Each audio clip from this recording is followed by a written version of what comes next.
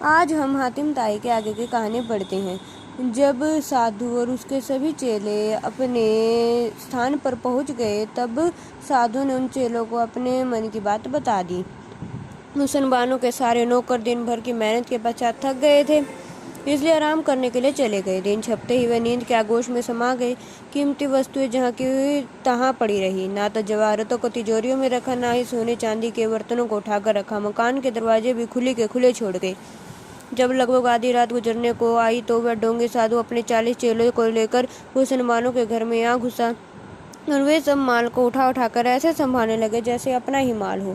खटपट की आवाज सुनकर हुसनबारों के नौकर जाग गए और चोरों से लड़ने लगे, तो उन दोस्तों ने बहुतों को घायल कर डाला, बहुतों को जान से मार डाला, क्योंकि उनके पास हथियार थे। हुसनबानो अपने शयन कक्ष की खिड़की से यह तमाशा देख रही थी। उस डोंगी को पहचान कर वह बोली, धिक्कार है तुझे पाखंडी चांडाल, मैं नहीं जानती थी कि तू ऐसा पापी है।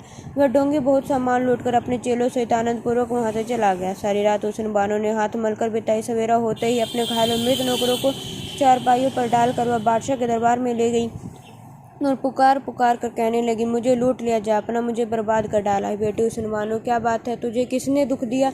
बादशाह ने शांत स्वर में पूछा। हुसनबानो रो रो कर बोली, बादशाह सलामत का इकबाल बुलंद रहे। कल मैंने एक साधु को अपने घर पर भोजन कराया था, जो सोने चांदी की ईंटों पर पैर रखकर चलता है, परंतु रात को वह पाखंडी अपने चेलों को साथ लेकर मेरे घर में घुस आया और मेरे लाखों रुपए का माल लूट कर ले गया। उसने मेरे नौकरों की बड़ी दुर्दशा की है। मुझे न्याय दीजिए और ढोंगी को कठोर से कठोर दंड दीजिए, जिससे कि आपकी प्रजा के साथ ऐसा अत्याचार करने का कोई साहस न कर सके। यह सुनकर बादशाह के क्रोध की सीमा न रही और लाल लाल आंखें निकालकर कहने लगे, ओ मूर्ख, तेरी बुद्धि किसने मार दी? जो ऐसे महात्मा को लुटेरा कह रही है, उसे संसार के हर एक वस्तु से नफरत है। चली जा मेरे सामने से। यह आप क्या कह रहे हैं जहाँपना? मेरी बात पर विश्वास कीजिए कि वह साधु नहीं साधु है, लुटेरा है। उसके समान संसार में कोई दुष्ट नहीं होगा। हुसनबानो ने तड़प कर कहा। अब तो बादशाह क्रोध में और भी लाल पीले हो गए और चीखकर बोले, सिपाही, इस दुष्ट लड़की को मेरे सामने से ले जाओ और पत्थर मार कर इसकी जान ले लो। अपनी प्रजा में मैं ऐसे किसी प्राणी को जीवित नहीं रखना चाहता जो साधुओं की निंदा करे। इसे जान से मार दो, ताकि मेरी प्रजा में फिर कोई भी ऐसा ना कर सके। बादशाह के मुंह से ऐसे कठोर दंड सुनकर वजीर घबरा कर कहने लगे, सरकार, यह उसी बरखा सौदागर की बेटी है जो आपको बहुत ही प्यारा था और मरते समय इसे आपको सौंप गया था। मेरी प्रार्थना है कि इस लड़की को आप ऐसा कठोर दंड ना दीजिए। वजीर की बात सुनकर बादशाह को हुसनबानो पर दया आ गई। वह बोला, ठीक है, इसे जान से मत मारो, परंतु मेरी आज्ञा अनुसार इसका सारा धन व जवाहरात आदि जब्त कर लिए जाएं और इस लड़की को मेरे राज्य से निकाल दिया जाए। इस कार्य में विलम्ब ना हो। यह हमारे गुरु पर ऐसा घिनौना आरोप लगा रही है। जिसकी कोई जगह में कोई मर्द होता तो हम उसे फौरन फांसी पर चढ़वा देते।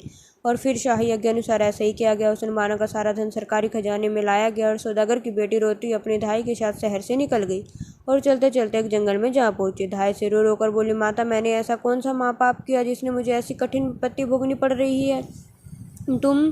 तब हुसनबानो को छाती से चिपट कर धाई बोली, बेटी, ईश्वर जो करता है अच्छा ही करता है, उसके लिखों को कोई नहीं मिटा सकता। तू धीरज रख, रो मत। जिसने यह विपत्ति दी है वह किसी दिन दूर भी करेगा। उसकी माया बड़ी विचित्र है। धाई के समझाने से हुसनबानो को धीरज बंधा और उसी जंगल में आगे बढ़ चली। चलते चलते उन्हें एक बहुत सी हरा भरा छायादार पेड़ मिला। कई दिनों की भूखी प्यासी हारी थकी धाई व हुसनबानो पेड़ के नीचे लेट गई, गहरी नींद में सो गई। गहरी नींद में सोई हुसनबानो ने सपन में देखा कि एक बहुत ही वृद्ध पुरुष श्वेत वस्त्र पहने हुए, जिसकी कंठ में माला, हाथ में छोटी सी लुटिया थी, उसके सिरहाने खड़ा होकर उससे कह रहा हो, बेटी हुसनबानो, तू धीरज रख, रोना धोना छोड़कर ईश्वर के विचित्र खेल देख। इसमें कुछ आश्चर्य नहीं है। वह परम पिता परमात्मा तेरा धन व सम्मान पहले से भी अधिक बढ़ा देगा। हुसनबानो, तो सोते से जाग, इस पेड़ के नीचे एक बड़ा भारी खजाना दबा पड़ा है, तू इसे निकाल कर फिर से धनवान बन जा। हुसनबानो ने कहा, बाबा, मैं कैसे उस खजाने को निकालूं? मेरे पास तो इस समय ऐसा कोई औजार भी नहीं जिससे यहाँ की मिट्टी। धाई ने तत्काल ही एक लकड़ी उसे लाकर दे दी और हुसनबानो उस लकड़ी से ही पेड़ के नीचे की धरती को खोदने लगी। कुछ देर में ही उसे मोहरे और शर्फी और जवाहरातों से भरे हुए संदूक दिखाई देने लगे।